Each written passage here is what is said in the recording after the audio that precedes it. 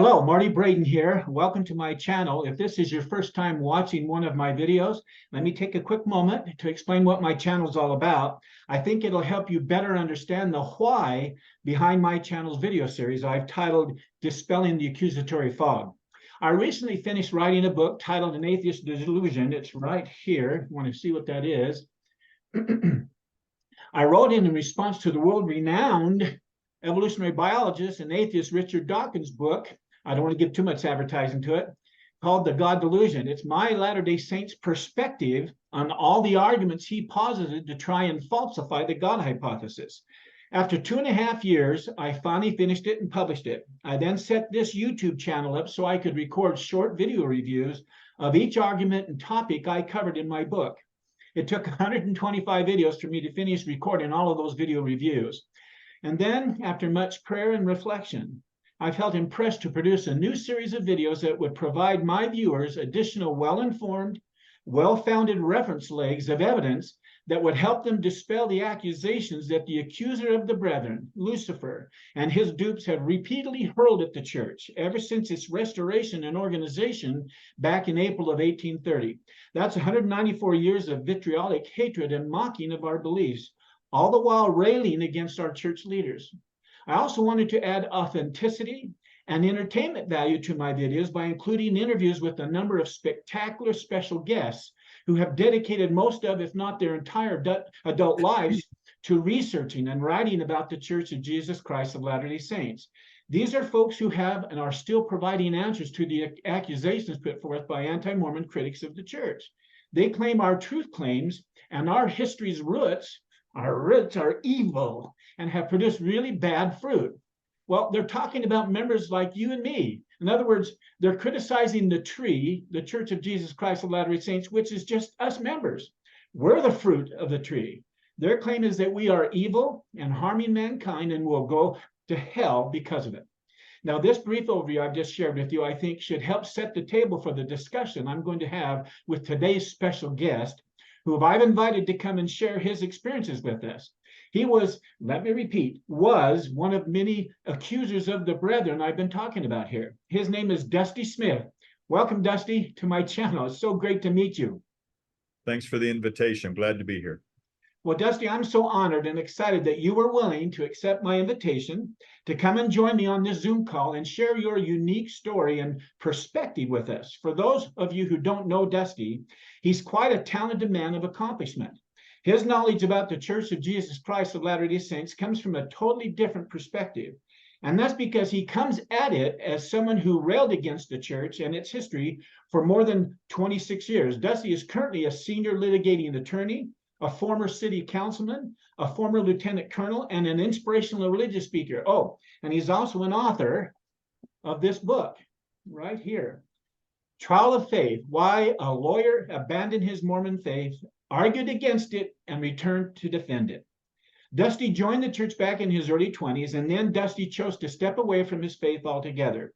He soon joined the chorus of anti-Mormon scoffers who filled a great and spacious building spoken of in Lehi's dream, which dream is recorded in the record known as the Book of Mormon today. Now, Dusty's story of his loss of and return to faith, in my opinion, is a miraculous story of coming home to the covenant path. And I believe it's going to help us in dispelling the accusatory fog, which seems to be covering the earth like a flood today. Now, in order to keep this video from taking hours and hours, which I would happily enjoy, I'm going to suggest that after watching this video, you go to the YouTube channel called Come Back by Ashley Jones and search Dusty Smith's interview with Ashley so you can watch Dusty tell his story in full in his own words. That way I can focus tonight on asking Dusty the many questions I had and wanted to ask him as I watched him tell his story. I was yelling at the computer and yelling at the TV as I split and watched it, and I wanted to ask him, stop it, but he wasn't there to answer me, so that's what we're doing tonight.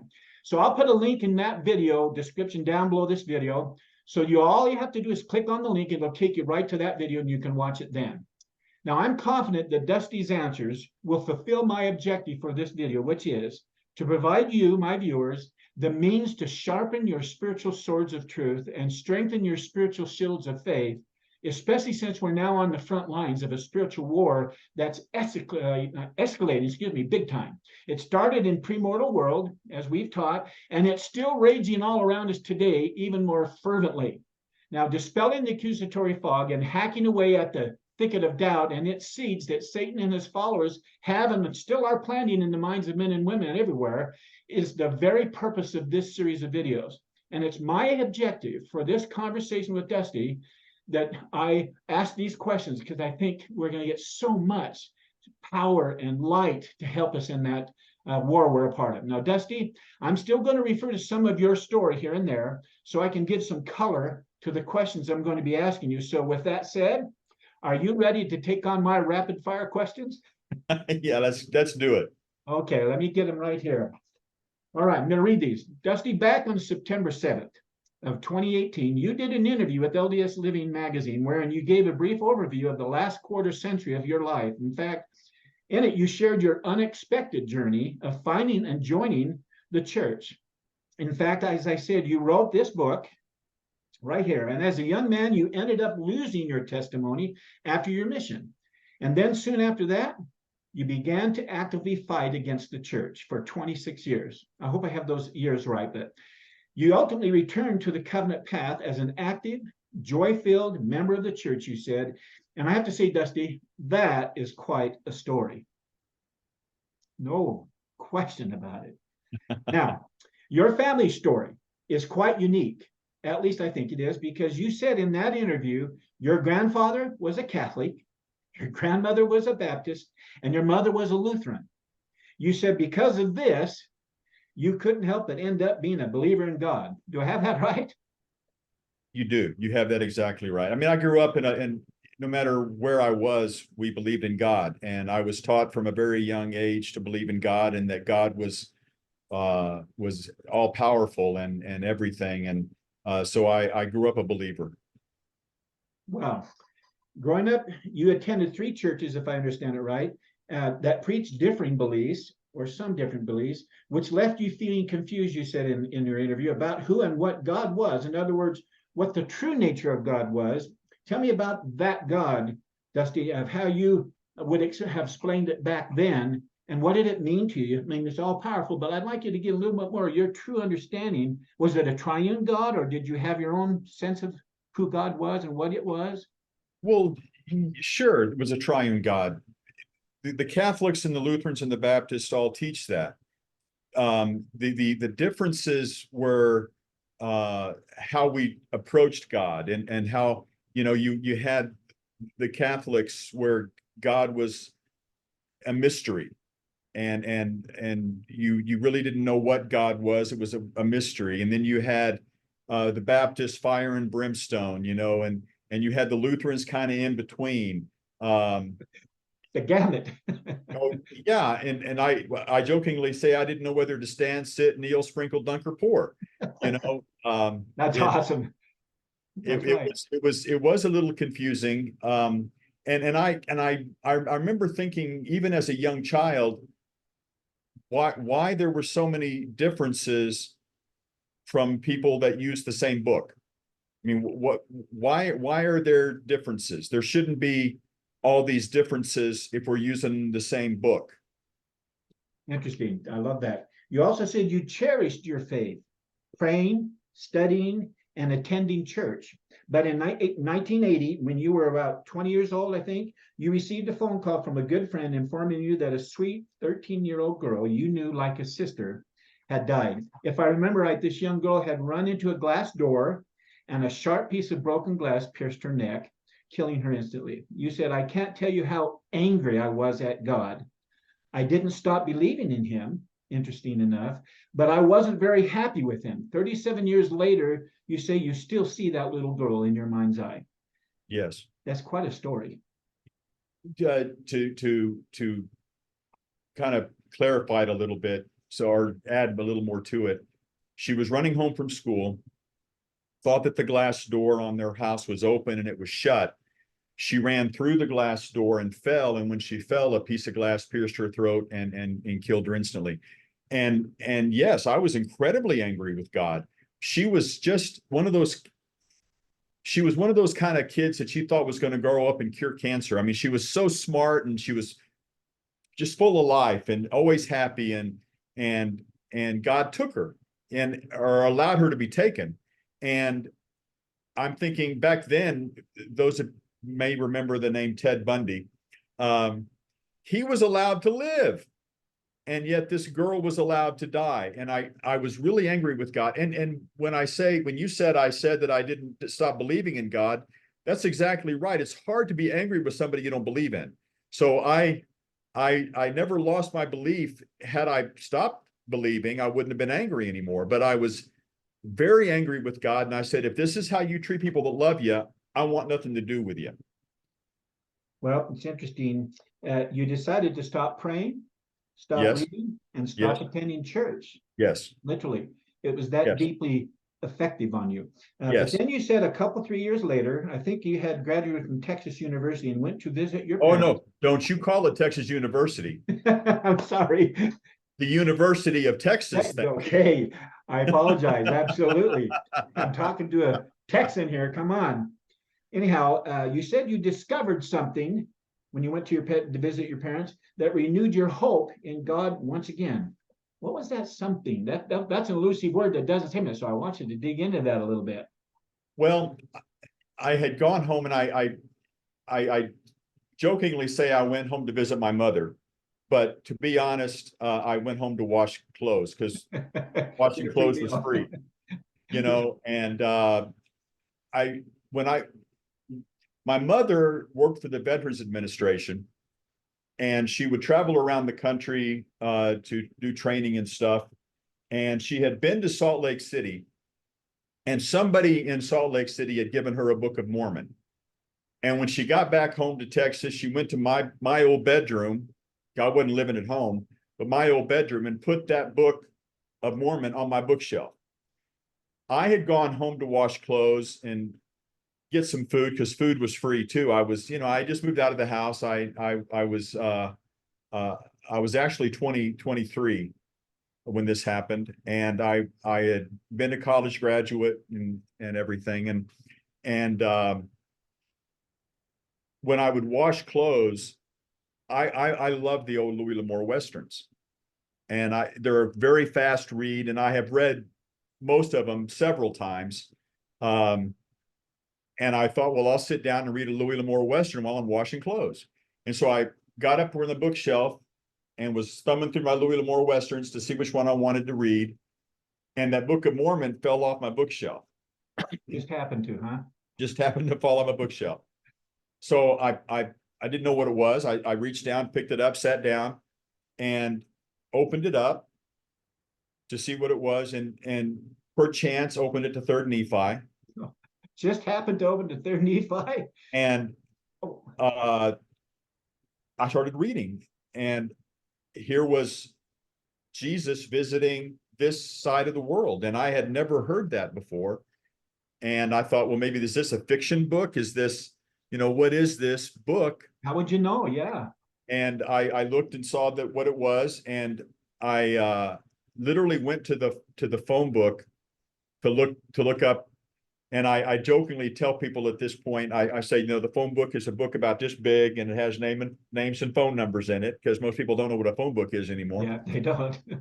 But and I also tell them that this is where members of the church are just really strange, because if I want to look up Catholic, I look up Catholic parish. If I want to look up Baptist, I look up Baptist church. But y'all were different. It was stakes and it was wards. That's right.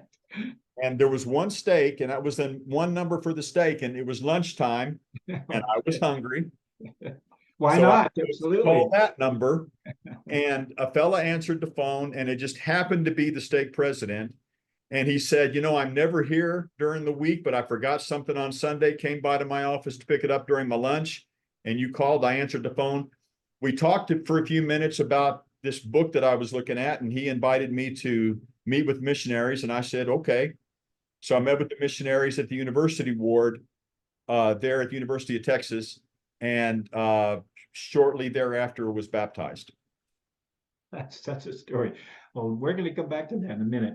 When you said you happened to open up the book to 3rd Nephi and you read about Jesus Christ's visit to the Americas, you said you thought to yourself, whoa, he visited here? That would make sense. To me, not a lot of people think that makes sense. Why did that just settle in and make sense to you that Christ would visit the Americas? And I'm just curious where your head was at that time. What was? I'm a voracious reader. When I was a kid, I read everything I get my hands on. I was the kind of kid who sit down and read the encyclopedia. Okay. Oh. I mean, I was a voracious reader, and wish I still had the time to do that like I could when I was a kid. But I had remembered reading something, and I don't remember where I read it, but I remember reading something about people talking about a white God in this side of the world. And I remembered when like Columbus or people like Columbus came across, they were met with by the natives here, Yeah. that they worshiped them because, and I always thought, I wonder why. Well, when I read that about Christ visiting here, it made sense that they would have told their stories about the white God that came down, and so that their descendants knew about the white God. And I don't know if that's all true or not, but that was what resonated with me, was reading somewhere those stories about them thinking that white people were gods because, Yeah. And so that kind of hit home with me. Well, I remember years ago, I'm 69, and I remember years ago as a teen learning about Quetzalcoatl and looking about the serpent type thing. Anyhow, so Yeah, that's kind of what you're talking about. I found out about Quetzalcoatl when I lived in Honduras. And I've been to Guatemala. So yeah, that was after. That wasn't in 83. Okay, now you said, I wanted to ask you, why do you think the missionary lessons, you got connected with the missionaries on the restored gospel, but immediately resonated with you?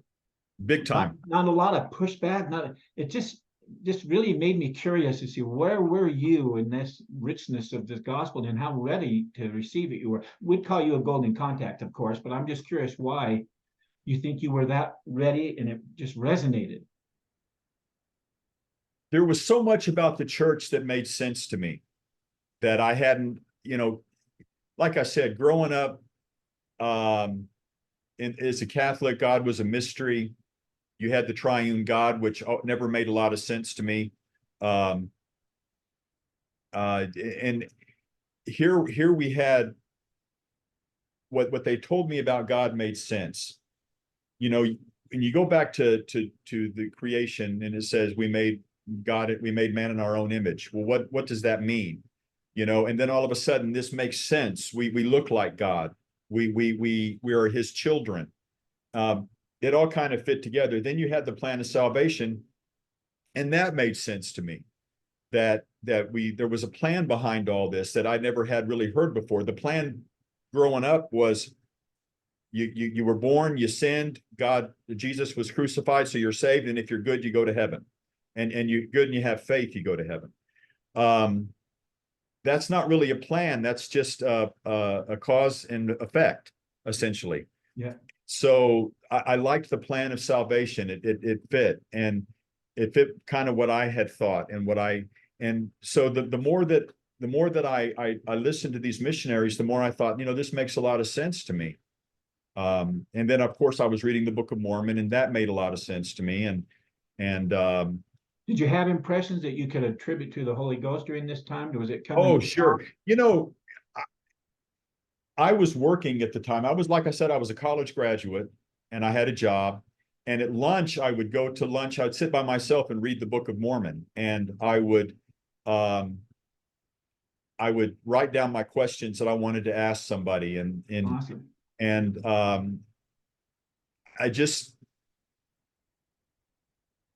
you can't describe the feeling if you've never felt it. And how to describe salt, same kind of deal. Yeah, if you felt it, you know what I'm talking about. If you haven't felt it, I could never describe it to you. But I would read the Book of Mormon, and I would just feel this absolute peace. And I would think, this makes a lot of sense to me.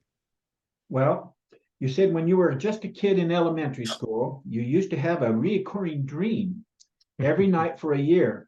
How did you come to understand what this particular dream meant, and how did it affect your life once you came to understand it? In other words, you suddenly, well, I'm not going to go into it. I'm just going to let you answer that. What did I say here is how did it affect your life once you had this dream make sense? Because that's interesting to me.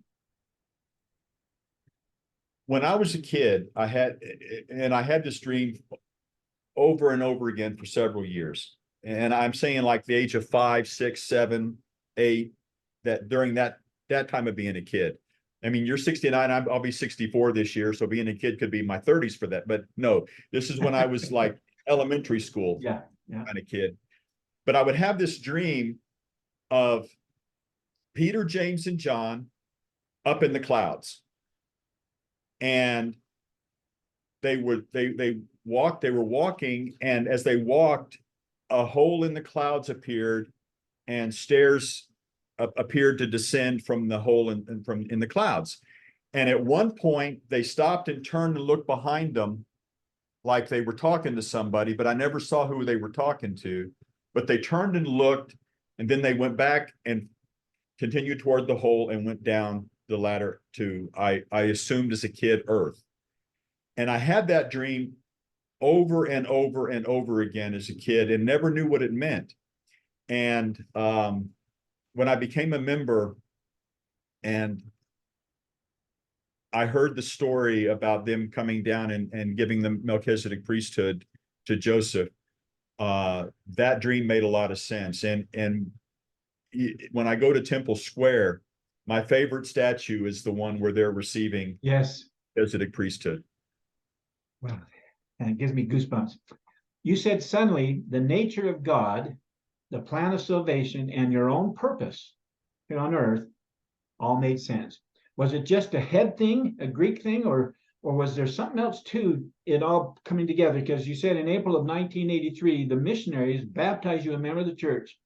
And when you said something, this new chapter in your life didn't come without sacrifice. So this change and this just opening up all this understanding and then being faced with some major challenges, I'd like the folks listening to know how you navigated that and how that was in your at that particular time. Loaded question. Yeah. Okay, so let me unpack that a little bit. Okay. You asked me about, was it just a Greek head thing or what? I'm a songwriter.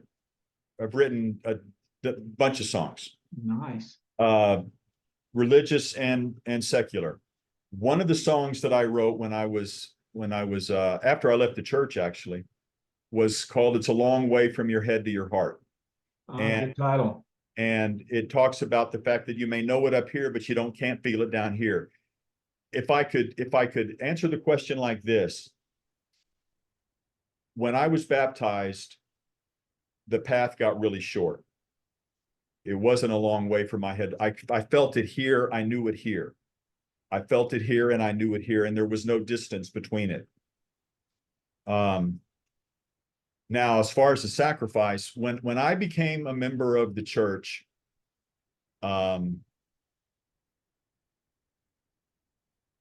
many of my friends and family turned their backs on me. I was dating a girl who broke up with me. I had family that said we'll never accept it. And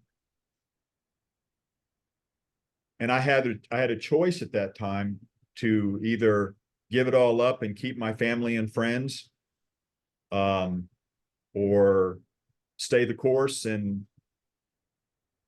let the chips fall where they might. Those are big decisions. Not really. Really? Okay. Not really. I mean, if you think about it, if you believe what you believe, and you're a person that is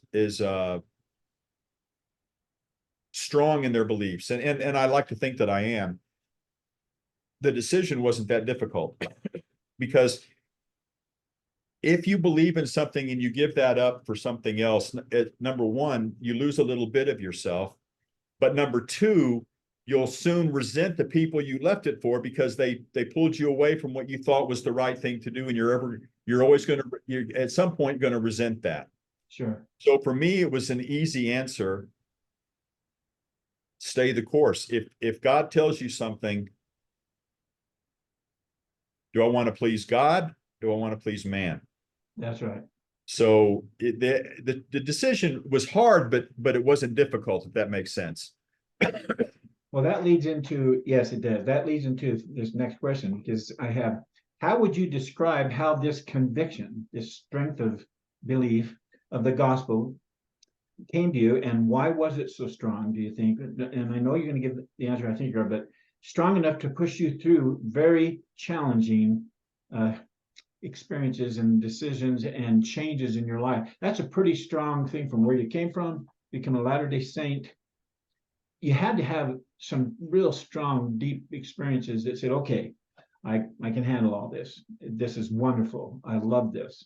That's a tough thing to make the change for many folks. And I understand why. I'm curious why certain things happened to you that made it easier to make that path. I'm just curious.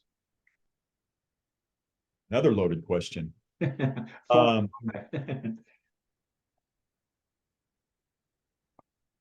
I grew up in a difficult situation. Okay. My dad left when I was 5. He wasn't the nicest person in the world before he left. And I never heard from him again until I was 22 and looked for him. Grew up in a trailer house. We were very, very poor. I was told, well, nobody in my family had ever gone to college, but I wanted to go to college, and I paid my own way. I worked a full-time job in college, went to school full-time, graduated in 4 years, working 40 to 50 hours a week and going to school full-time at the University of Texas. So I'd like to think that I have strength of character, that I grew up that if you're right, don't let anybody stop you. Yeah. You know, the only person that can stop me is me. And so these decisions and what I did really weren't that difficult for me, because I in my heart, I felt I was correct in what I was doing. And if that's the case, you do it, and you let things happen as they're supposed to happen. So it really wasn't as tough as it may have sounded, knowing that I was still losing friends and family and stuff, because I felt like I was gaining salvation. I was gaining the knowledge. I was doing the right thing with my faith. And so I don't know if that makes any sense, but Sure. It was really not that hard a decision. It rings the song, do what is right, let the consequence follow. I mean, that's just kind of where your mindset was. That's pretty powerful. Well, let me give you an example. Yeah. And this is, put a pin in that. We'll come back to it later in the story. Okay. Just a year later, when you were already in your mid-20s, I think, you had no plans to serve a mission. You had no funds. You had a new fiance, woohoo, and wanted to become an attorney. But one day in 1984, while sitting in a sacrament meeting, you felt this presence speaking to you, you said, out of the blue. So Dusty, when this feeling came over you, what did it say to you? Well, a little bit of background. Once I became a member of the church, again, I was a college graduate and I had a job. And people would walk up to me and say, you know how to serve a mission. I bet they did. Very adamant that I was never going to serve a mission. But people asked me all the time, you should serve a mission, you know, because I have a very outgoing personality and everything. They said, you should serve a mission. And I said, I'm never going to, I'm not a college kid. Okay. I'm not 19. I'm 24. It's not like I can pause college and go on my mission and come back. I would have to quit a job. Wow. As a college graduate with a degree working a job, I'd have to quit a job to serve a mission. I'm not ever going to do that. And was very, very, very adamant about that. And then I was sitting in sacrament one Sunday, and I just felt this presence, and it said, you need to serve a mission. And it was so clear to me that I left the sacrament meeting, made a phone call, and said to somebody that I had an LDS family that I was learning from and living with and everything. And I called and I said, okay, I'm going to go. I said, are you sitting down? And he said, what's going on? And I said, what do I need to do to serve a mission? And we worked out all the things I needed to do. I put my papers in right away. And I said, Heavenly Father, I only have 2 stipulations for this that I pray that you will let me have my way on. One, that it's Spanish speaking, and 2, that it is not in this country. I don't want to stay in the United States. And I got my mission call shortly thereafter to go to Honduras. So, wow. You got some pretty good bargaining chips must be going. That's pretty cool. Now, the feeling of that presence, the voice in your head and speaking directly to you, and I know there's a whole video we could do on your mission alone, but how did you deal, I'm going to turn the corner here a little bit, how did you deal with them, these kind of experiences, when you decided to leave the faith? I guess what I'm saying, did you dismiss them, or did you just forget about them, or did you just no longer believe them? Because these kinds of spiritual experiences often, when people change, and I've got a couple of children who have become atheists and left after being raised in the church, and they've rewritten the history about their spiritual experiences, that I have written testimonies by them and stories and experiences, and you have a lot of those. How'd you deal with those when you left? I had so many spiritual moments in my mission, including talking to Elder L. Tom Perry and being his pen pal on my mission, and how that came about. But there were healings and there were all kinds of things on my mission. When I lost my testimony, I figured, well, I've been lied to so long, and it not really wasn't that long. I mean, I joined the church in 83 and I left the church in 89. Right. When I left the church, I felt like I had been deceived for so long that it must have, all these spiritual experiences must have been deceptions. Okay. All right. They must have been, and when you leave people often say, why is it that you can leave the church, but you can't leave it alone? And from my perspective, and I think most former LDS members' perspectives, is because if you were to leave the church right now and become Catholic, you don't give anything up. Yeah. You don't sacrifice anything. You don't give anything up. If you were to leave the church right now and go to the Baptist church and join them, you don't give anything up. You don't sacrifice anything. When I became LDS, I gave everything up. Lost family, lost friends, quit a job, served a mission. A year and a half of my time, that was a year and a half missions back then, a year and a half of my time that I can't ever get back. I mean, I felt totally deceived and that I had sacrificed so much for nothing. I gave up iced tea, I mean, if that's hard to do for a Texan. Sure. But I gave up all these things for what? For a lie? And I felt very deceived. So when you feel that kind of anger and that kind of just feel stupid that I'm smart. I'm in law school. I was in law school when I left the church. It was my last year when I left the church. How could I be deceived like this? How did I let myself be deceived like this? Sounds like a spiritual divorce. Oh, it was bad one. It was now let me put a caveat in there for you. Okay. I was living in Michigan going to law school. I was averaging about 3 hours of sleep a night for 3.5 years. I was doing law school the hard way. Again, working a full-time job, going to law school full-time, trying to find, I never studied in college. I never opened a book in college and graduated, no problem. But law school, you've got to study. So I was having to try to find time to study, going to school, going to work, trying to raise a family, because I had children born during exam weeks twice. I was not physically, mentally, emotionally, or spiritually prepared for the spiritual battle that I underwent. And so I don't know that I would have left the church in any other circumstance but that. But I didn't have any answers. I didn't have anybody to talk to. I felt totally alone, and my testimony just ebbed away. And I don't know that it would have done that if I'd have not been in law school on 3 hours of sleep a night and everything else, but it did. I lost my testimony, and I hated the church, hated it, bitterly hated it. Wow, that leads up to where to go? Okay.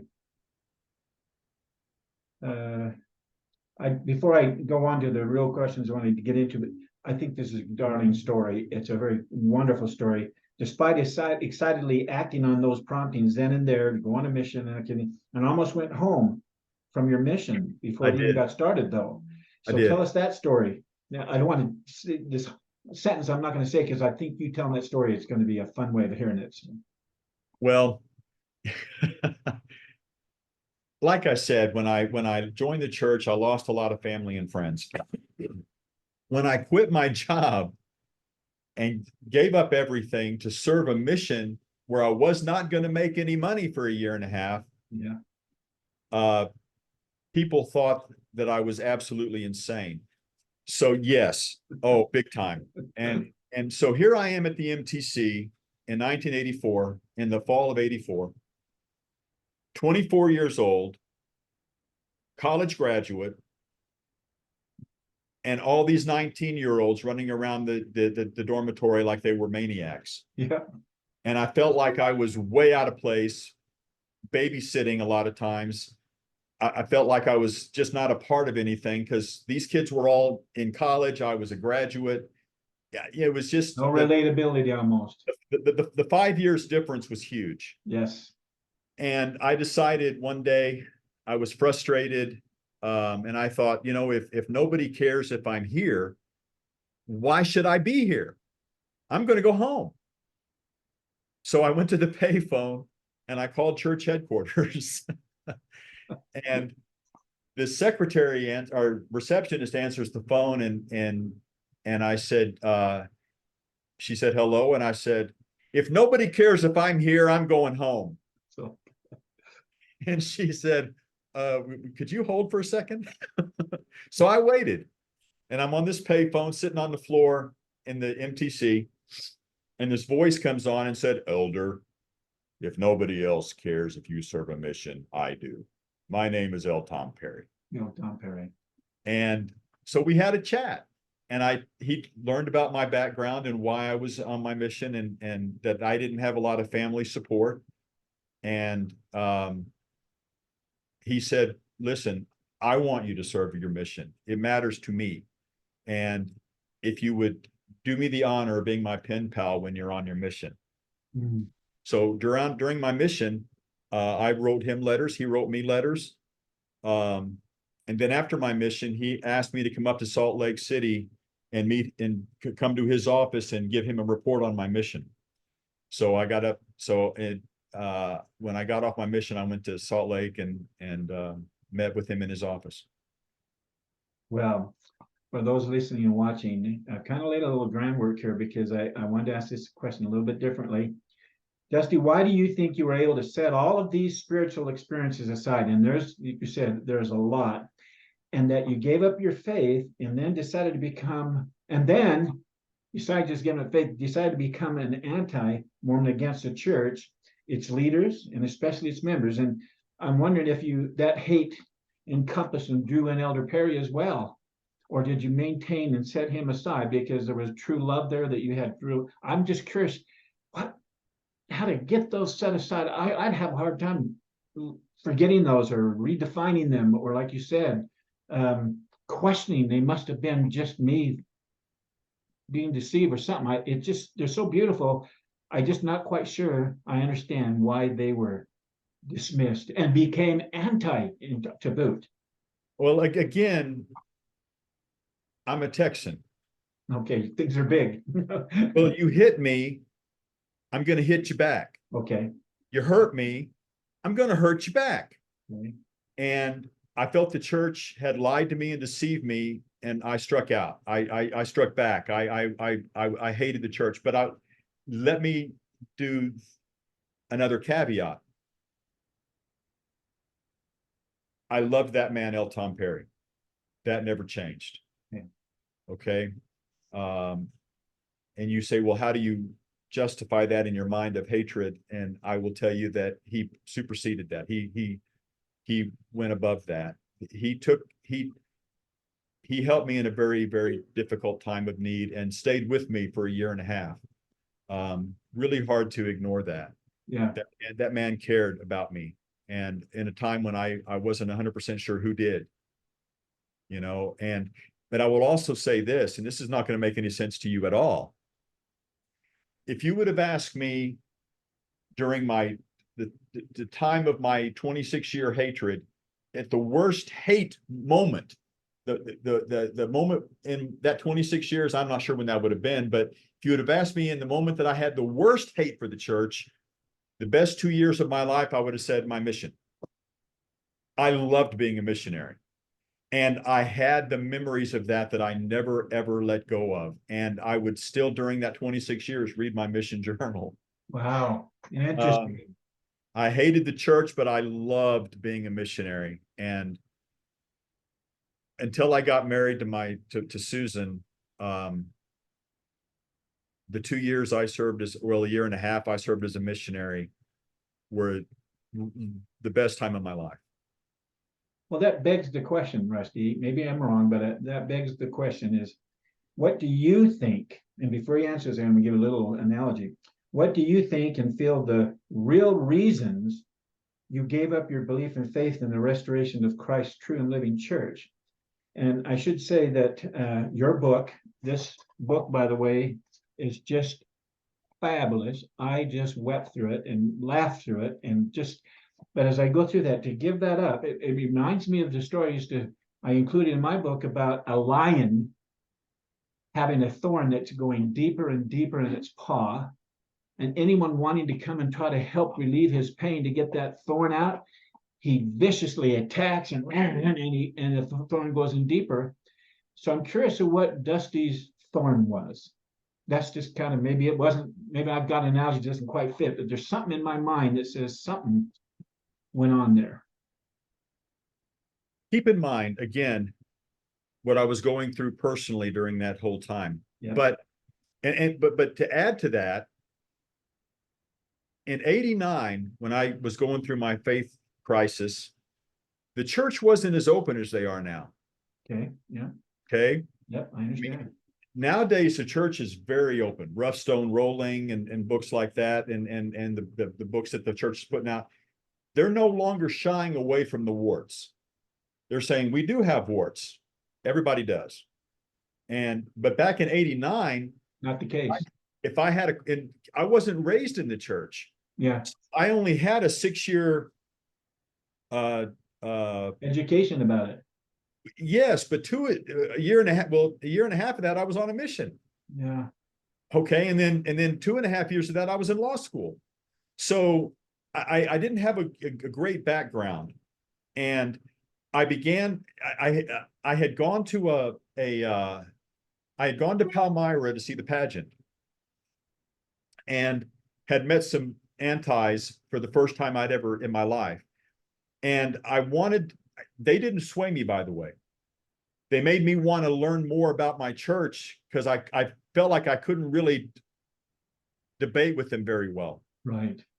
And when I came back from Palmyra and began to read as much as I could about the church in the past and that I never heard, I began to see, wait, I never heard about this. I never heard about that. I never heard about this. And when I asked questions back then, I was never given answers. I was always told, don't ask questions, just have faith. And that didn't work for me. So the more I questioned, the more I I got no answers. And when to the point where I thought, okay, they're trying to hide something from me. And if you're trying to hide something from me, it must be because you're not true. The thicket of doubt started to grow. Yes. So a lot of that was because of the way the church handled things back then. A lot of that was my personal struggles with law school and the bar exam and working and having kids and everything else. Sounds like a perfect storm. Are imperfect, if you Or will. imperfect, yeah. Well, you said you spent more than 26 years tearing down people's testimonies of the church, and more especially trying to dislodge its members from holding fast onto their faith and believing in the roots and in the prophet Joseph Smith. You especially focused on the truthfulness and historicity of the Book of Mormon. Tell me, as you work to derail the faith of members of the LDS Church, and I'm sure you're very good at it, I can just tell. And for that matter, anyone else who showed up on the online discussion boards you were on, I couldn't help but ask myself, and here's the question I asked myself, and I alluded to it earlier. I wonder what this man's real reasons and motivations were for being so anti-Mormon. It sounds like an angry man, like I said, who is going through a really bad divorce, and fights in that, and it gets outrageous, and many of it's not justified, but it is how the human being is. And so if you're willing, can you tell me if you still deep down believed in God and in the church during those 26 years, but you were just angry and you didn't want it to be true anymore because you were so angry and so hurt? Who or what were you angry with and why? If that's true. If not, that's okay. I just trying to dissect a little bit because I think what you've just shared is so helpful, Dusty. It's so helpful to me. I was angry at myself for being hornswoggled. Okay. I was angry at the church for hornswoggling me. Okay. And I wanted to tell everybody what I thought was the truth, that the church was false. I'm going to save people from not, if you're in the church, I will help you out of it like I was out of it because it's false. But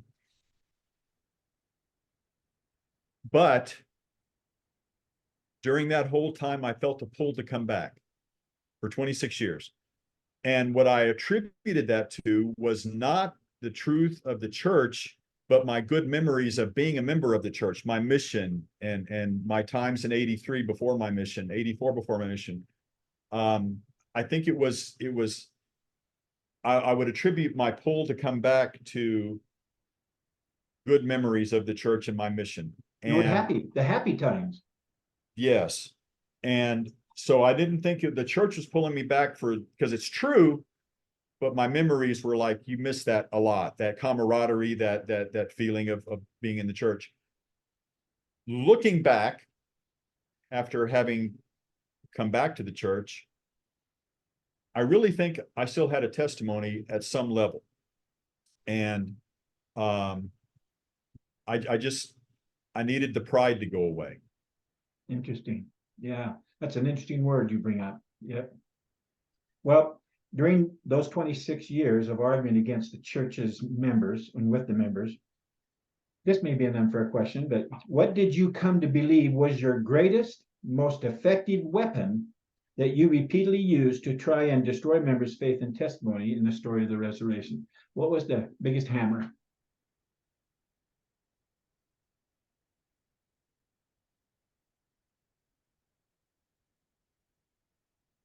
Well, I hesitate to give you an answer.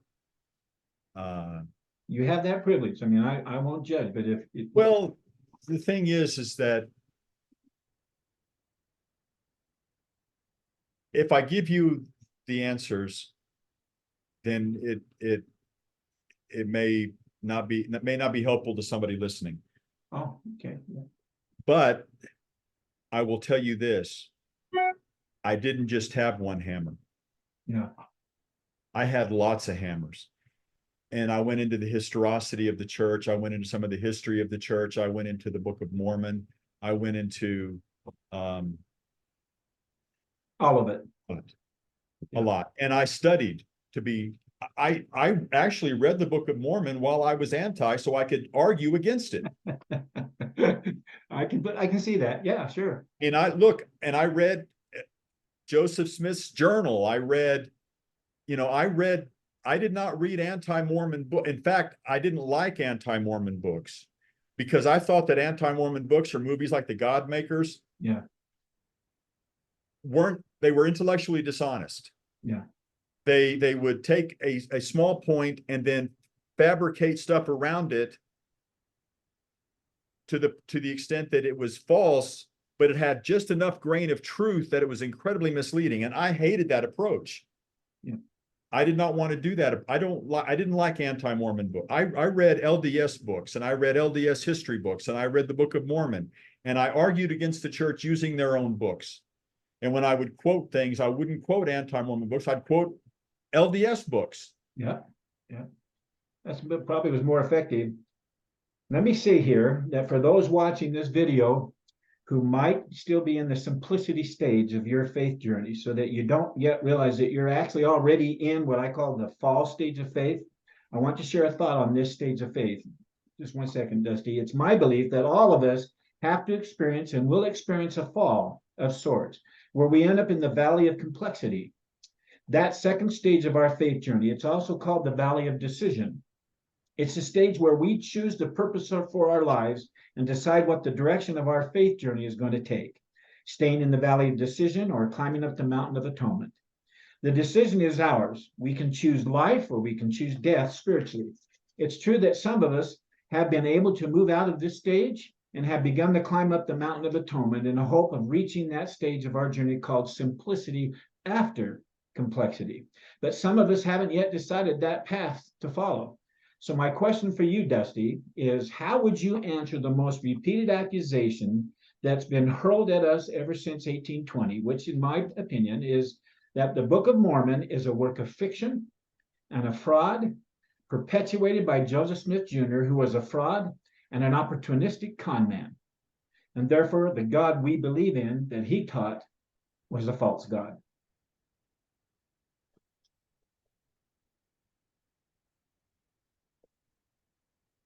I'll be 64 this year.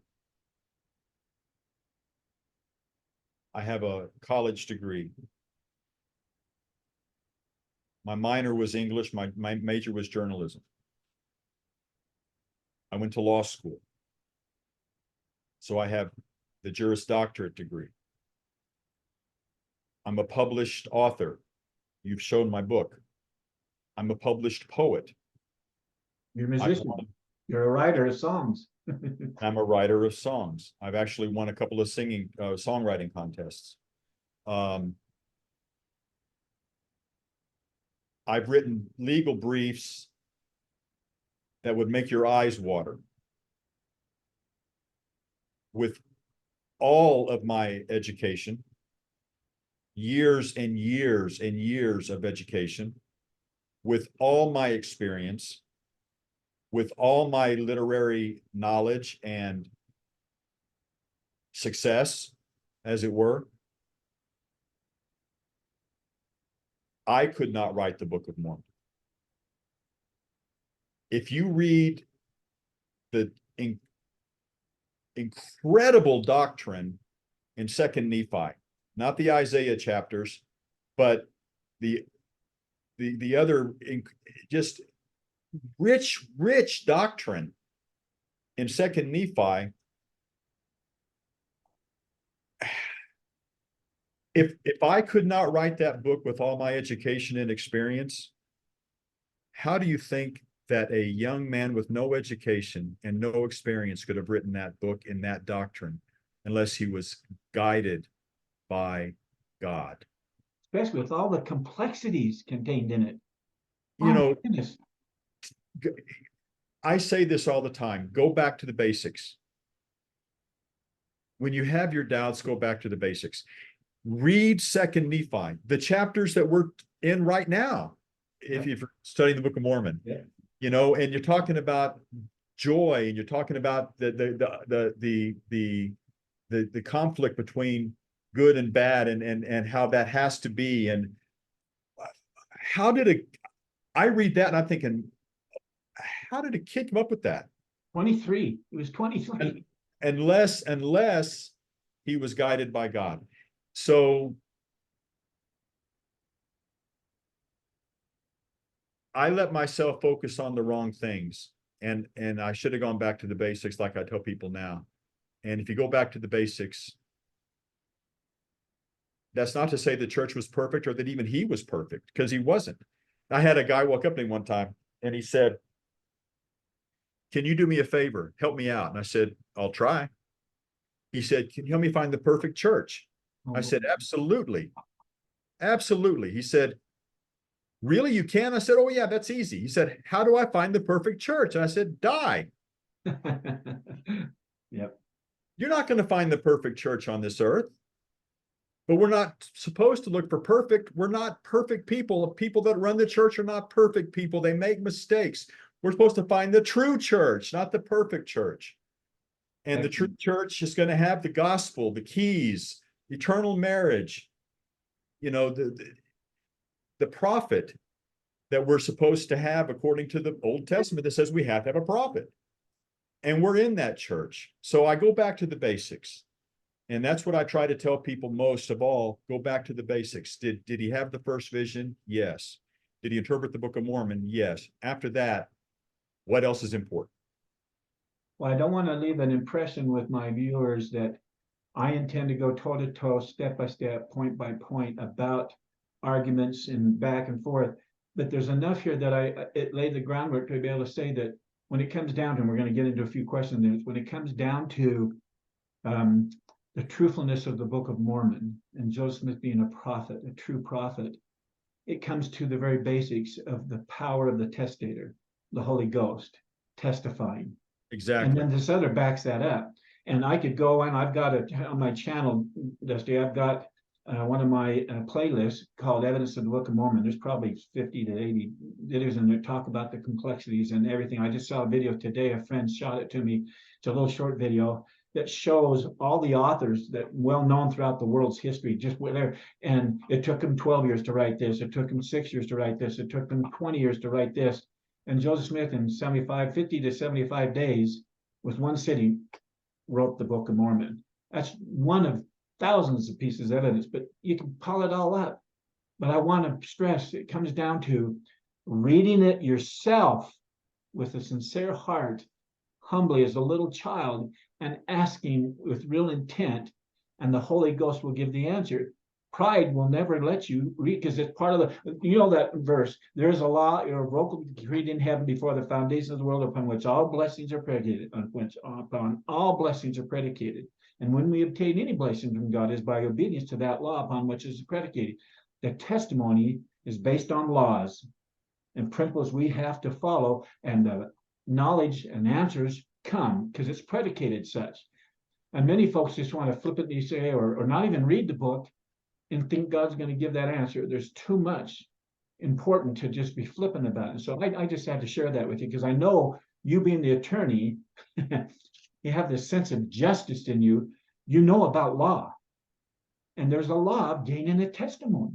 Am I not right in that regard? Very right. And we'll maybe get into that a little bit later in our conversation about reading it with humility. Okay, a question. Next, how would you answer the accusation that says Joseph Smith made up each of the 5 accounts?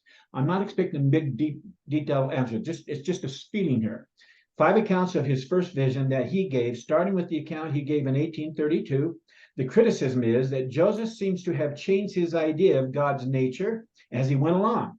I know you know, Tusty, that each of the 5 accounts, and you read them and look in the essays and all that, but they're on their surface, they seem to be quite different than the canonized account that Joseph gave in 1838. So I'll grant that. But the prophet Joseph, in this first recorded account of his first vision, mentions just one divine being or personage appearing to him in the grove of trees that the early spring day in 1820.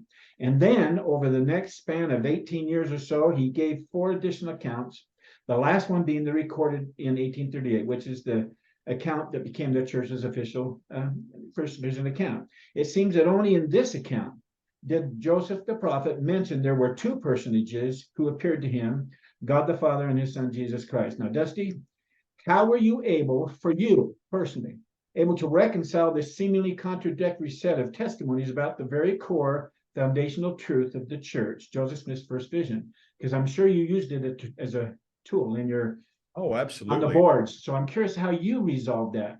That was one of the things that I absolutely used, because as an attorney, I would tell people when I was fighting the church, I would tell members of the church, you give me a witness with two different versions of a story and I can destroy him on the stand. I've got 9 different versions with Joseph Smith in some level or another that he told, or somebody said he said, or whatever, or he said himself.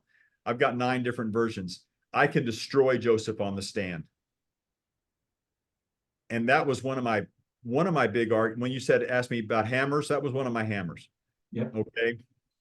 And when I was coming back to the church, when I was in the process of getting my testimony back, literally I was praying for answers. I was trying to resolve the issues that I had had for 26 years that nobody could answer. And this was one of them. And my wife was living, again, long story, but she was living in Utah for work, and I was still in Dallas. That's on the comeback video. Go watch it. So it's a great story.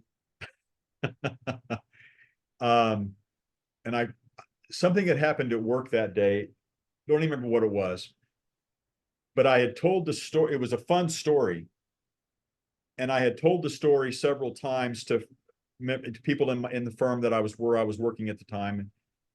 And I wanted to tell my wife about it when I had our nightly phone call with her, because like I said, she was living in Utah. But I didn't think she needed to hear a lot of the background stuff, because a lot of it was legal related and stuff. And I didn't really want to bore her with some of those details. I just wanted to get to the funny part. So I began telling her the story, but I had told her stuff. I didn't tell her everything, because I was trying to get to the certain part for her. And she kept interrupting me. And I hate to be interrupted when I'm talking. And I would try to tell her part of the story, and she'd ask a question about that would relate to the part I didn't really feel like she needed to hear. And I finally said, would you stop interrupting me? And she said, well, tell me the whole story. Mm-hmm. And I looked up and I said, Heavenly Father, I get it. Thank you. You made your point. Next time, do it without my wife and I having an argument. This is so wonderful, Dusty. What you just said just brings chills to me, because it is truly common sense and mankind's memory or lack of, or how we go about stories. That's an issue here. And yet you could see through that. You let the Spirit tell you that. I'm just so well, but I really told the story different to her because I didn't think she needed to hear it all. Now, she wanted to hear it all, but that's how I resolved that issue, because that was one of my issues that I said I needed an answer to. Yes. There were several, but that was one of them. And it all came clear to me in that moment. He told the story differently because he was making a different point to whoever he spoke to. The new audience, a different audience. And he told the pertinent parts of that story to who he's talking to based on what he thought they needed to know, or what they, to answer the question that they might have had. And I had never looked at it. I had heard that excuse before, but it never resonated until I had that issue with my wife. Interesting. That's wonderful. Well, I'm going to jump ships real quick. Thank you for that one. That was awesome.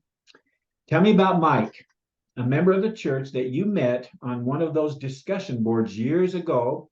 And why is this particular relationship so important to you still to this very day?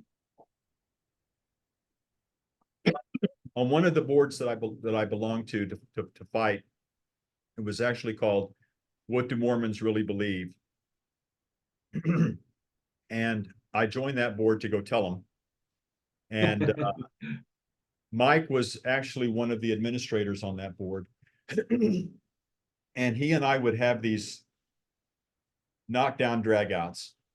I mean, we did not like each other very much. And he was an active member of the church. He still is. Yep. Very, I mean, true blue. I mean, not a little active, not, I mean, no, he is true blue. It makes you wonder why he was on it. That's just me. And I think, why was he wanted to try to help people.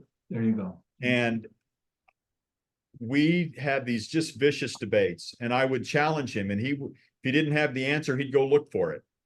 because I would tell him things he'd never heard before. And he'd go try to figure out why. And he was very patient with me. And over time, we began to become friends. But he would put my name in the temple every week for 20 years. And I would get mad at him. And I would say, don't do Stop that. it. Yeah, false temple, false God, false prophet, false Jesus, false everything. Stop putting my name in your stupid temples. But he never quit for 20 years every week. He still does. He still puts my name in the temple, but now it's because of the cancer and stuff like that. You know, it's not because of my faith. But and I would tell Mike, I would say, I like you, we'll be friends, but I will never, ever, ever come back to your church. The day I got my testimony back, I woke up that morning and I just felt different. And I had my testimony back. We're going to come to that. Continue on. There's a big part I want to bring in that, but go ahead. But I called Mike. He was my first phone call. And he answered the phone and I just didn't even say hello. I just bore my testimony. And he wept like a baby. Oh, I can imagine. Well, you said that by 2005, the deep hatred, and you described it earlier, hatred you felt for the church began to ebb. In fact, you said, I started to feel a pull, you mentioned earlier, to come back, but after attending church a few times, you said that you still felt the pain that being a member of the church had brought into your life. How would you describe that pain, Dusty? Because there's probably some folks out there that have pain and they've not identified why it's there or what they're feeling. I'm curious about that. Well, again, it's that feeling of being deceived. Okay. Trust. If I got fooled before, I'll be darned if I'm going to get fooled again. So you didn't trust anymore? No, I didn't trust any good. Many of these folks don't know who to trust or what they can trust. Yeah. We'll get into that. Okay. Next, I would love it if you would tell us the story about the two strangers that came to your door so many years ago. You said these visitors touched something inside of you. Are you talking about when I had the swine flu? I am. Okay. So this was 2009, I want to say.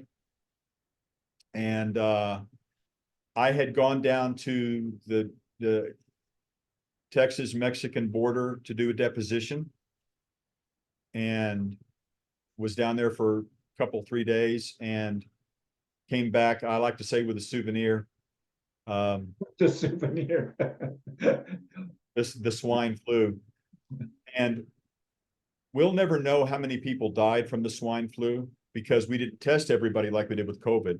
Yeah. But hundreds of thousands around the world died, and there was no cure. And I remember I'm a disabled veteran, and I called the VA, and when I do my fireside, I say that I said, I'm dying. And they would say, what are your symptoms? And I say, the ones you get when you're dying. And they asked me, have you been to Mexico? And I said, yes. I said, don't come here. Mm-hmm. They didn't want anything to do with me because they were afraid of the swine flu. And I just knew I was going to die because everybody was dying from it. And so I call it my deathbed. I was laying on my deathbed in Dallas, and there was a knock on my door, and my eldest son inexplicably lets in 2 LDS missionaries. And this is in the heat of you not being too happy with the church, right? Oh, I hated the church. Okay. And worse than that, he brought them up to my deathbed. Oh my goodness. Yeah. I was so angry. I'm laying there, and number one, I don't want anybody to see me like I am because I'm incredibly sick. Sweat pouring down. I had really high fever, sweat pouring down. We kept having to change the sheet. I couldn't get out of, I couldn't stand up. It was awful. I can't tell you how sick I was. And one of them one of them looked at me and said, "You're sick." Oh, man. And I remember thinking the Spirit's strong in that one. Right. But I asked him to get out of my house. I didn't want him in my house. And one of them said, "Can we give you a blessing?" And I said, "Will it get you out of my house?" And they said, "Yes." And I said, "Give me the blessing." And they gave me a blessing, and I was literally healed in that moment. The sweating stopped in that moment. The fever broke in that moment, and I was able to stand up without assistance for the first time in days. And I walked him downstairs to the door. You walked him downstairs. I did. Wow. I said, "Don't ever come back." Don't ever come back. Don't let the door hit you on the way out. Yeah. Exactly. I remember right, I think, that you said after that blessing, you tried attending church again and even met with the stake president, but when you learned you'd need to undergo a membership council in order to see if you were eligible for rebaptism, you walked away. You said, Well, I felt that it was go ahead. Let's even be clearer. Okay. When I lost my testimony in '89, I wrote a letter to the stake where I was in Michigan. And I said, "Please take my name off church records. It's a false church." A few weeks later, I got a letter that I'd been excommunicated. Oh boy, anger, boy, yeah. That's where the anger really started. Okay. I mean, they couldn't have just said, "Okay, your name's off the records." They had to excommunicate me, which back then they do. I don't think they do that anymore. No. But anyway, that was your experience. So when the stake president said, "Well, you were excommunicated, you'd have to have a church court to come back," I said, "I will never do a church court. I didn't do anything wrong. I will never, ever have a church court. Thank you." And I left. Okay. I suppose that having the sense of justice that most attorneys I know have burning within them, I think you have it big time, was in fact part of the reason you felt that way about justice. Do I have that right? Is that justice in you made you feel like what is going, it just burned in you? Why would I have a court when I didn't do anything wrong? All I did was write a letter to the stake and they excommunicated me. Yeah. Why would I need a church court? Yeah. That really bothered me. Yep. Okay. But then, like I said, I'd come back, but then you said, but the pull never went away. How would you describe this pull? And why do you think it never went away? The pull was just come home, come back. You think it was Christ's invitation to you personally? Oh, yeah. I mean, at the time, no. Okay.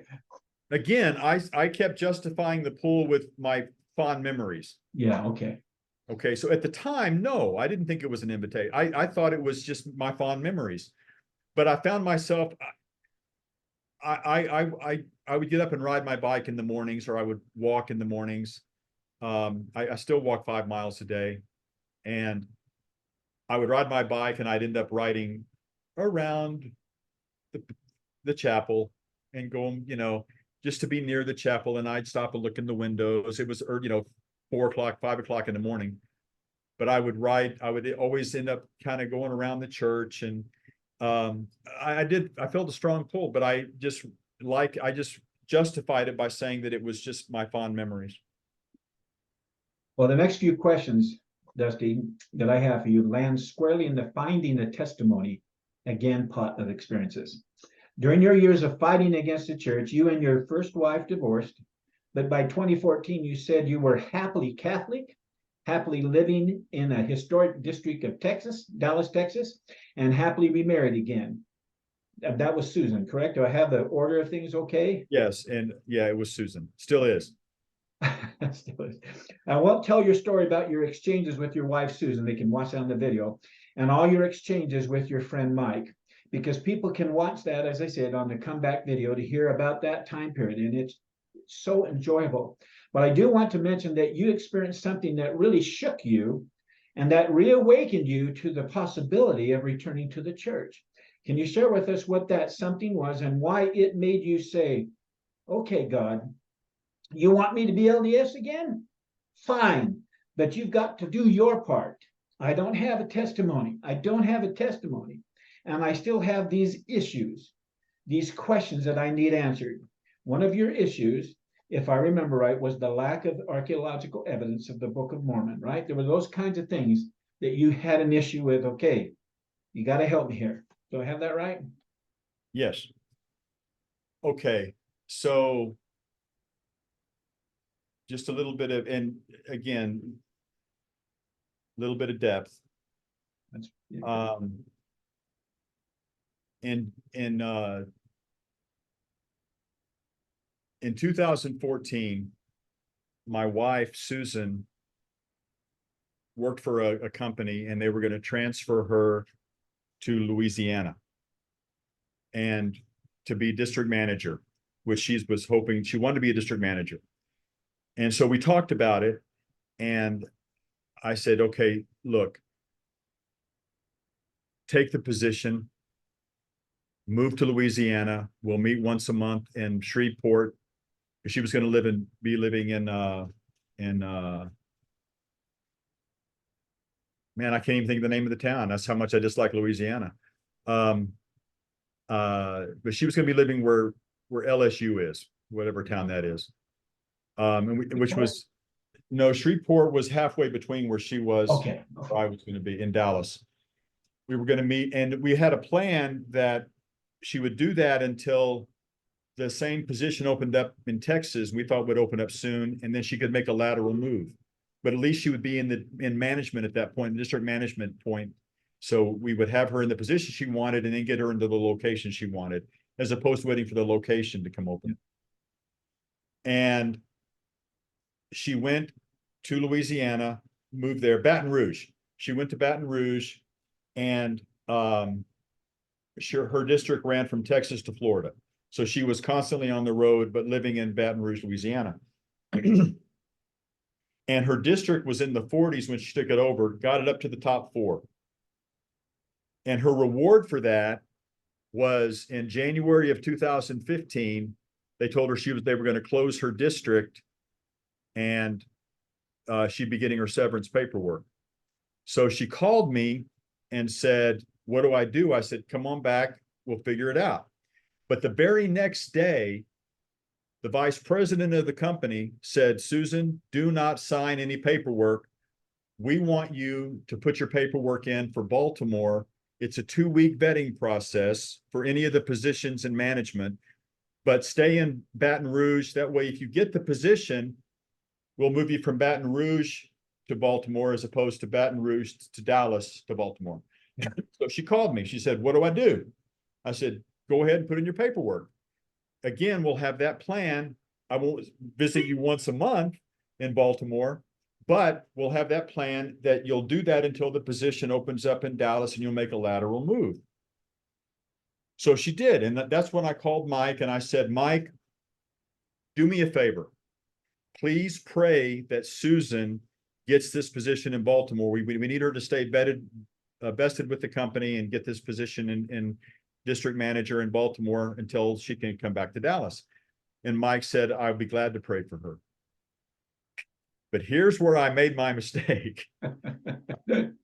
I said, however, if God really wants me to come back to the church, he will send Susan to Utah. Now, I felt very, very comfortable saying that because there were no openings in Utah. Yeah, it's so great. That day. The very next day, the person in Utah retired. And the very next day, Susan's paperwork was transferred from Baltimore to Salt Lake, and she was hired without the 2-week vetting process. And you got to be careful what we say. Well, I called Mike and I said, you're not going to believe this, Mike, but Susan's moving to Salt Lake. And he said, you know what you told God?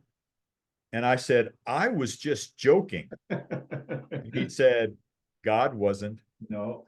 So that's the night I hit my knees. And I said, okay, Heavenly Father, if this is what you want, okay. But for 26 years, I've had issues that no one's been able to answer.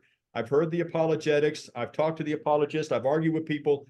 Nobody has answers for me. I need answers. if that's what you want. And over the next several weeks, I would have a dream with an answer, or an experience with an answer, like the one where I argued with Susan about the story. And one of those was the archaeological thing. Yeah.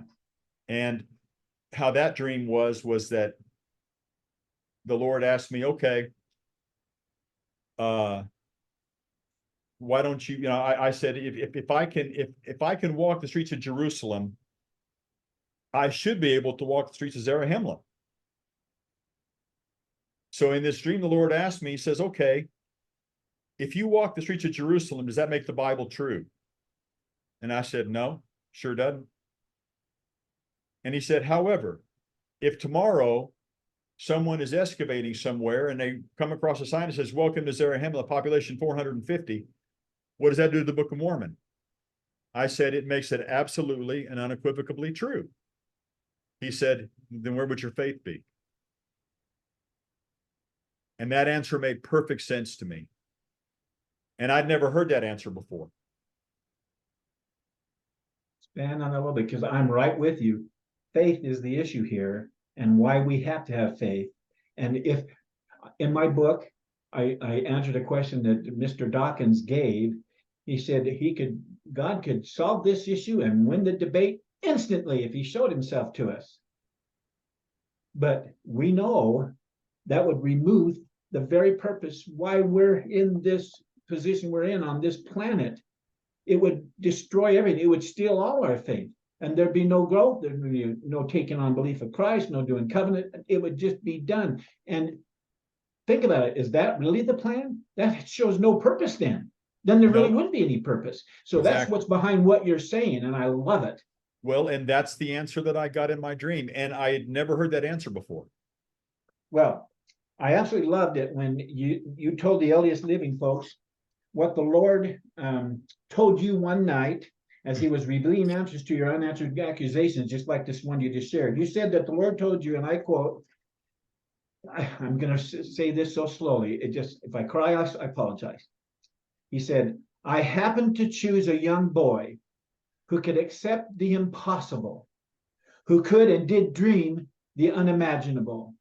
The Lord continued, that's the kind of person who was needed to be able to accept and to believe the visions he was seeing, and have the kind of faith necessary to act on the commands given to him by the voices he was hearing. Would you have had that kind of faith, Dusty? You've spent 26 years fighting it, end quote. That just knocked me back in my chair. I just love that answer. It's so beautiful. It was a dream. And I remember that the Lord said, why wouldn't I use somebody who could believe, who was, because my question was, why would you have, Joseph couldn't have been a real prophet. He was a treasure seeker. He believed in treasures and all this stuff. And the Lord said, who would you rather have begotten? Would you have believed, Mr. Attorney? And maybe I should have got the doctor. Would a doctor believe who needs proof of illnesses and stuff and evidence of anything before they can go forward? Or would you want me to give somebody who has the open mind and open heart to believe the incredible, to believe that the impossible? And that answer made perfect sense to me, because you're right. If the Lord came down to me and said, write this book, I'm not so sure I would have done it. I'm not so sure, now maybe I am now, but I believe now. But before I believed, when I didn't know what was going on, would I have done that? Would I have been open to believing? I don't think that I would have. Would. No, I have to read this. Dusty, that's just so wonderfully incredible to me. It rings true to what has been said in the scriptures. As God has dealt with other young, soon-to-be prophets. These ancient prophets started out as children and or teens, just like Joseph Smith did. I'm, of course, speaking of David, Samuel, and Joseph, the son of Israel, who was sold into Egypt. It also mirrors what the prophet Joseph Smith taught about this kind of faith. You described that Joseph taught to the school of elders, as recorded in Lectures on Faith. Read pages 48 and 52 to 52 and then 98 to 102. It'll blow your mind why it relates to what you just said. You then said, God opened your eyes. The scales fell off to the fact that no matter how much you searched, researched, and debated online, the answers to these questions could only come, let me repeat, you said could only come from Heavenly Father. Can you expand on that? I would add, can only come to someone who is an honest truth seeker, because as you know, I said earlier about the law irrevocably decreed in heaven. We have to follow it. And he was just a humble servant that followed exactly what he was told.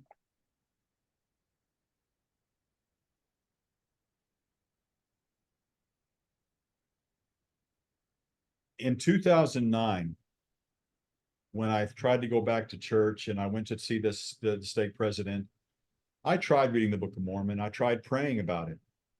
Nothing happened because I really wasn't humble and I really wasn't asking in good faith, as it were.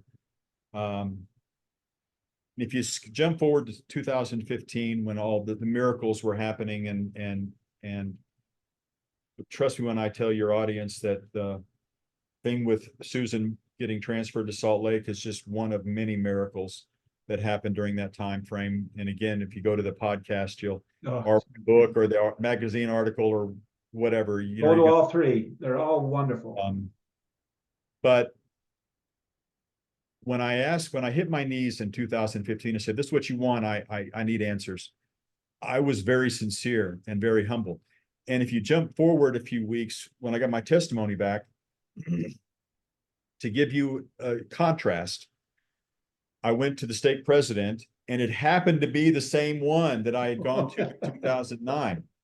That's great. And I said, "If I want to come back to the church, what do I need to do?" And he said, I remember you. The answer hasn't changed. You need a church court." And I said, "Whatever it takes." So I went from in 2009 saying I will never ever have a church court to in 2015 saying whatever it takes, because my heart was humble at that point, because I had a sincere desire, and because my heart was true to my desire. When you take the pride out, when you get rid of the pride and you hit the bottom of the barrel and you're scraping that gunk out of you that made you fight the church for 26 years, you're left with humility and desire to come home. And so there was a huge change, and we had the church court. Can I tell you a little funny story? Please do. Please do. So I'm in the church court, and the stake president's kind of my advocate in this thing. And we're sitting around the table, all these high priests around this table in Dallas, Texas. And one of them said, "How do we know if you hear something against the church again, that you're not going to leave the church again?" And I said, "Is there something new?" I said, "I've heard all the old stuff. I've been using it against y'all for 26 years. If there's something new that I don't know, tell me now. We'll talk about it." And he goes, "Fair point." That's awesome. That's great. Oh man. You said one by one, your questions fell away. Yes. Until on March 16th, 2015, you awoke with your testimony alive and strong. You said you realize that your testimony is a living thing. And if you don't feed, nourish, and nurture it, it will die. Can you tell us some of the reasons and some of the ways God was able to rescue your testimony? And why is it so solid today? When I tell people about this, I will tell you that the day I got my testimony back, it was like I felt the Lord walk up to me with his hands cupped like this. And he said, "Okay, here's your testimony. I've been keeping it safe for you for 26 years. This time, take care of it." And he touched my heart, and there it was. And it occurred to me for the first time, when I was LDS the first time, and you have this testimony, you say, "I have a testimony." It was just like this word that you use to say, "I believe." And it was just this word. And it was, and I kept, you try to make this word a thing, a thing. You say, I have a testimony, I have my testimony, and I have a testimony and of this, I have a testimony of that, but it was just a word. And all of a sudden, it wasn't a word. It was something tangible. And if you don't feed it, if you don't water it, if you don't care for it, it will die. Or if you introduce poison to it, like any living thing, introduce poison to it, it will die. And it's up to us to do what we have to do to protect that testimony, because when you lose it, it's terrible. Oh, yeah. I hated losing my testimony. But that was the first time that I ever realized that it's a living thing. Beautiful. Were all these experiences, and there's going to be more that they watch that video that you can, it's pages, it's just incredible. With all these experiences, miracles, Dusty, and if you believe they were, why do you think you've had so many of them? Some members feel like they haven't experienced anything like them. And so why do you get to have that privilege? I get that question all the time. I know you do. I get the question all the time. People say, I've had people say, I pray for miracles every day. They happen to you all the time. And I will say they happen to you too. The difference is I see them, because I don't believe in coincidence. Coincidence is God's way of staying anonymous. I don't believe in coincidence. And I say, think about, for example, how you met your eternal spouse. What caused you to be in that place where you met her at that right moment to meet her, that also had her in that place to meet you at that right moment to meet you? You don't think that's a miracle? Yeah. You don't think that when you watch a sunrise, it's a miracle? God painted that just for you, you know, and I'll say that those things happen to you too. I just happen to recognize them. That's powerful, because it's the absolute truth. In this same LDS Living interview, you said, I want people to know that God loves them and that there is hope, and that even when people have turned their backs on the church, there's still hope that they will come back. Now, Dusty, is this belief in hope because you actually experience coming back yourself, or is it because of your belief that the Lord never gives up on your Heavenly Father's children? Or maybe it's both. What's your thoughts on this powerful comeback and how you relate to, there's other anti folks out there that I love with, just as God said, love them, but I love them from a distance sometimes because they can be hurtful. But can they come back too? I'm curious how you really feel about it. Not only can they come back, I truly believe they will. I truly believe that they're going to come back to everybody will come back to the church. I can't imagine they won't. And if I can illustrate with a story. You bet. This is how I typically end my firesides. But I talk about when I was in high school, I was in a play called The Company of Wayward Saints, about a group of improvisationists who would go around and act out scenes they were given by the audience. And in one scene, I play a doctor, an old-fashioned doctor that did house calls. And I'm at a home to deliver a baby. And in the play, I'm on the front steps with the prospective father. The midwife is in with the prospective mother, and I'm there to help deliver the baby. And at one point, the prospective father says to me, shouldn't you do something? And my answer to this man in the play is, when God's ready, he'll let us know. And so he asked me this question in the play, do you believe in God? And here was my answer. That's a difficult question for a man of science to answer, but I will tell you this. I know that God believes in me. And that's what I tell my audiences in firesides, that no matter what you do or say, God will always love you. No matter what you think or act, he will never, ever, ever stop loving you. You cannot ever put yourself out of the reach of Heavenly Father's arms. And no matter what you ever do or say, Heavenly Father will always believe in you. And that's comforting to know that as much as I believe in him, he believes in me. And when you have that feeling, when you have that knowledge that Heavenly Father believes in you, you don't want to let him down. He trusts you. He trusts me. He believes in us. And that makes him more us. Yes, he does. Yeah. You know, You said something. People who have loved ones who have stepped away from the church, they should look at your story and realize that they should never give up on this hope in the Lord's powerful, pulling, rescuing love for their friend and or for their family member, and to have hope in everything he's able to. And this is a part, write it down. And to have hope in everything he's able to put into play without taking away their agency. Part of his work is to help Father's children to come back home to his fold. That sounds a lot like the parable of the 90 and 9, where one lamb was lost and the shepherd's mission was to go and rescue it. Sounds like the prodigal son story.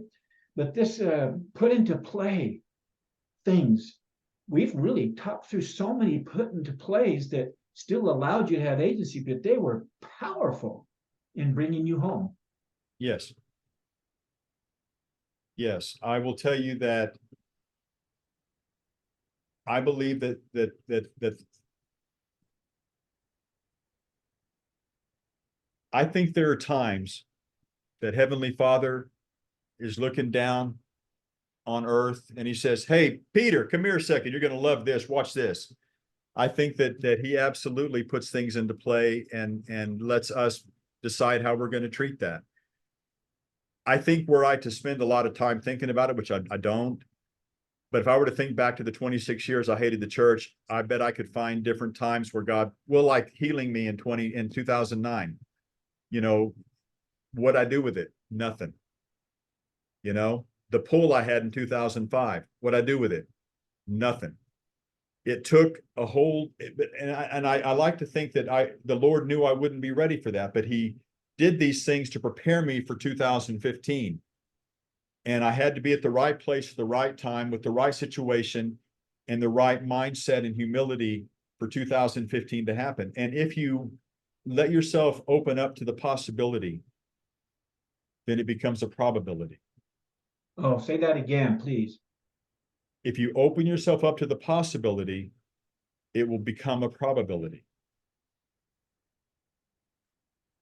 You said the church's history was written in a different time, which should be taken into consideration. We can't put our 21st century wokeism, in other words, Zeitgeist, on their 19th century Victorian Industrial Revolution Enlightenment Zeitgeist. They're two different things. Too often the church's history and doctrines are taken out of context.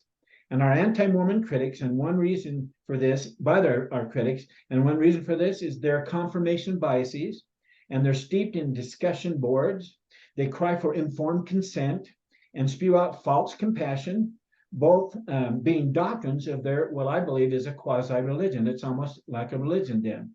And then when you add to those biases their personal interpretations of what took place back in the first 50 years of the 19th century, which interpretations are colored with hyped up sensationalization, superficialism, and selective memory on these so-called facts, it soon becomes next to impossible for the average Joe, like myself and others, to cut through this thicket of doubt and deceit.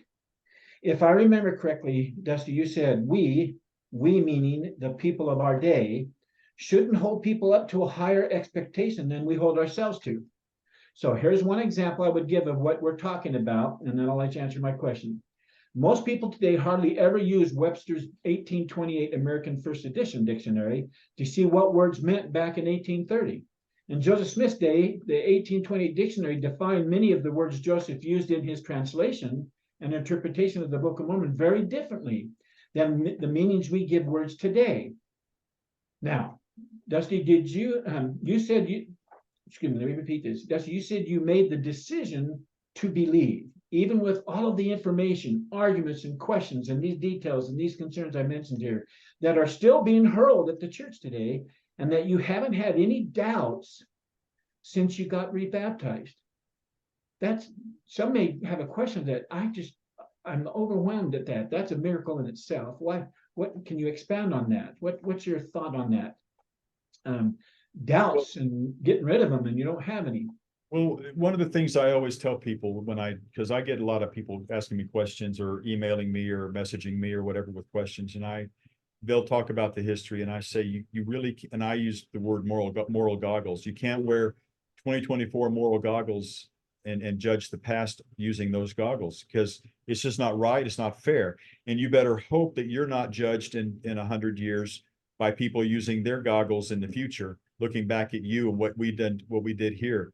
Um, each time is people have different beliefs about society, or different customs, different things, and it's not fair for us to judge what happened in the Old Testament based on what we believe and do today. It's not right. It's not fair, and I don't do it.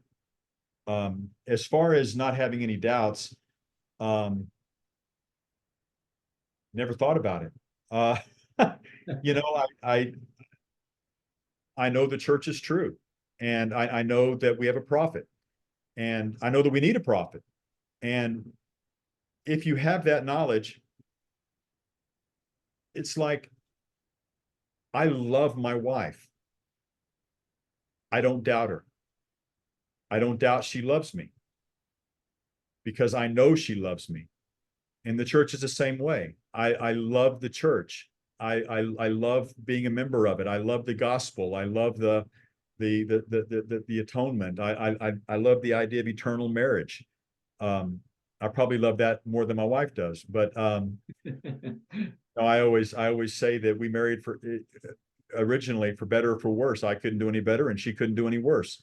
But if you know something, you're not going to doubt.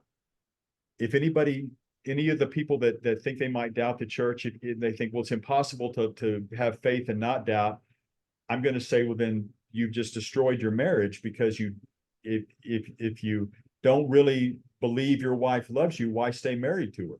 But you believe that she loves you, so you don't have any doubt, and the church is the same way. Great answer. Appreciate that one. Okay, I think we're ready to wind this down a little bit. Can you think of any last thoughts you'd like to share with those watching this video? Knowing our objective was to help equip our viewers with the right messaging regarding our critics' accusations. It's not just boom, boom, boom, boom answers. There's so many deep things you shared. Whether they're members of the church who may not who may be experiencing doubts themselves, but are concerned for others who are too. And maybe there's people watching who are experiencing cognitive dissonance, or maybe there's already experiencing a full-blown faith crisis. And maybe you could share a last comment or two for those folks who happen to stumble onto this video and were just curious about the title and clicked on it. And these are folks probably not even members of the church. There may be folks that are watching this video with a skeptic's eye, just like you had when you read the Book of Mormon and you looked at it and wondering and held it up. So I'm curious how you, in your last comments here, would address, not me, but one or two or some of those folks, and you're just telling them directly yourself, what counsel or loving way would you want to express to close here? Too many people think that we ought to be perfect if we're members of the church, or thinks that the prophet should be perfect. I've read the job description for prophet, and perfect isn't part of it, and if you're looking for perfection, you're not going to find it anywhere. If you want to say, well, there's negative things about the church, I'm an attorney. Give me any topic, any company, anything, and give me a few hours and I can find all the negative you want about it. Does that mean that it's bad? If you look at your family, you're going to find that they do bad things, or they have done bad things, or they have bad thoughts, or have had bad thoughts. Does that make them bad? Does that make them wrong? No, it means that they're just not perfect. And the church is not perfect. So don't focus on the negative. You've never gotten anywhere in this world focusing on negative. You get places focusing on positive. And look at like I said, go back to the basics. Go back to the basics. Go back to the teachings. We have some of the richest teachings you're ever going to find. We don't have all the answers yet, because we're not supposed to have all the answers yet. but we have the gospel. We have the fullness of the gospel. And don't focus on the negatives. Focus on the positives. Don't let the things you don't know overcome the things that you do know. And as Elder Ruchtdorf said, do not let your doubts overcome your faith. Wow. And I do have one Yes. off-topic thing to say, Okay. kind of an apology to the audience. I have cancer and I've undergone surgery on my throat and I've had radiation. One of the things that radiation has caused excessive phlegm. If I coughed up any phlegm during this, please excuse me. But it's because of the radiation and the cancer. I haven't heard anything that way. It's wonderful. Now, our accusers validate the scriptures. Our accusers use the scriptures when they attack and mock the Church of Jesus Christ of Latter-day Saints and its members. However, what I found is in actuality, our critics become proof that the church is true. And I'm going to read a verse. It's found in Luke chapter 6, verses 22 through 23, and then verse 26, and then we'll be done. It says, "Blessed are ye," this is Jesus speaking, "blessed are ye when men shall hate you." We've had that word used here tonight. "And when they shall separate," or I would say exclude, "you from their company, and shall reproach you." Somebody's cooking down, so I just heard a little horn. I'm just fine. "And when they shall separate or exclude you from their company," you're not Christian, you Mormons aren't Christian, "and shall reproach you," and that's disparage you and so forth, "and cast out your name as evil." We're told that we're evil, like I said at the beginning of this video. Why? "For the Son of Man's sake." I'm sure they're sincere. They did it for the fact that they believe in Jesus and they think that's what they should do for him, is get rid of these evil Mormons. This verse is Christ speaking to help us understand how we can judge a true prophet or a false one. He says, "Blessed are ye when men shall hate you, and when they shall separate you from their company, and shall reproach you, and cast out your name as evil for the Son of Man's sake. Rejoice in that day, and leap for joy, for behold, your reward is great in heaven. For in like manner did their fathers unto the prophets," the true prophets. "Woe unto when all men shall speak well of you, for so did their fathers to the false prophets." So if they're going to speak well of you as a prophet, that's a false one. If you see all the hatred going, where's it going? Elder Nelson is being so abused and so criticized, and the church, I can't think of for 193, 194 years, any other church getting the vitriol that the church has. Maybe we need to look and see where Christ was defining for us what a true prophet is and what a false one is. I just want to tell my viewers that I love this man. I've just known him by text or email, but hearing him on those videos, reading his book, but listen to him, looking him in his eyes, that I've been doing is I've watched this video of him talking and sharing from the heart his life's experience. I love you, Dusty. I'm proud of you. I'm so happy. You're such a beautiful asset to the church. I'm happy to call you brother, and to have you be a part of the celestial society that we're going to be a part of in the kingdoms to come. And if cancer won't be there, happiness is going to be there, but we'll be able to talk and reminisce, and maybe we'll still talk about Texas again, to Oklahoma. I don't know, but it's just nice to get to know you, and thank you for taking your time. And for those of you watching this video tonight, I hope you understand the motive that we had of why we shared what we shared, that there is a way to answer these concerns. The church is true. Joseph Smith was a true prophet. He was hated and loved as the angels told him he would be. And I just want you to know that if you still have concerns and doubts and struggles, that's okay. We came here to do that, to go through that. We're in the valley of decision. And I hope and pray that you'll take some time to really listen to what Dusty said and know that if he can come back, so can you, or so can your family member, or so can your close friend. And I say that in the name of Jesus Christ. Amen.